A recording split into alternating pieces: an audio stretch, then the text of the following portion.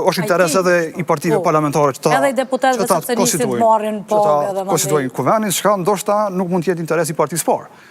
Ndoshta ata dojnë me hi procedurën e themelimit të kuvendit, po e dinë që se ka numrat për formimin e qeverisë. E kjo e hap rrugën tjetër pastaj që në një situatë tjetër këto parti tjera parlamentare mos bashkëpunojnë me to, ose mos i ofrojnë votë për formimin e qeverisë, dhe kjo rreziku pastaj që kur të jemi te situata e formimit të qeverisë, mund të kemi paksa të paqartësi. E dim një farë sagë që pat ndodh në 2019 mes kandidatit për kryeministër Albin Kurti edhe presidentit asëkohshëm Hashim Thaçi për seancën që duhet thirrur për konstituim. Nuk ka ndodhur njëjtë në 2021 për shkak që ushtruese e tyres ka qenë Zonja Osmani, po çysh është ky komunikim bazuar në ligjin mes presidentes dhe mandatarit?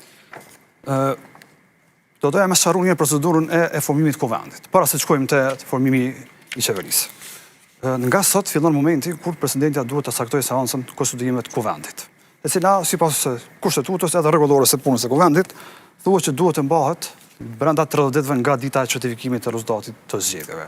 Mirpo nikosisht, kjo nuk janë ndalon presidencës që të fillojë edhe konsultimet me partitë politike mbi formimin e qeverisë, sepse neri 95 i kushtetutës është i qartë. Aty thuhet që pas zgjedhjeve presidenti e fton koalicionin ose partinë e parë fituese të zgjedhjeve për ta propozuar kandidatin për formimin e qeverisë. Pra, njëkohësisht presidentja mund ta shpall ose mund ta thret seancën e parë, seancën konstitutive të kuvendit, dhe njëkohësisht edhe të fillojë edhe të bashkëbisedojë me partinë e parë fituese të zgjedhjeve që të shohë mundësitë edhe opsionet për ta përgatitur për formimin e qeverisë.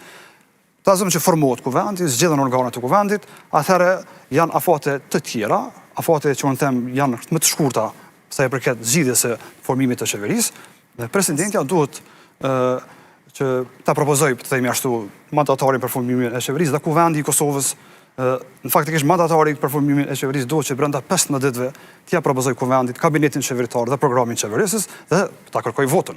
Pra, duhet ta kërkojë votën e deputetëve, SPAKu duhet t'i sigurojë, ose SPAKu duhet ta marrë votën e 61 deputetëve që të konsiderohet që qeveria është e themeluar.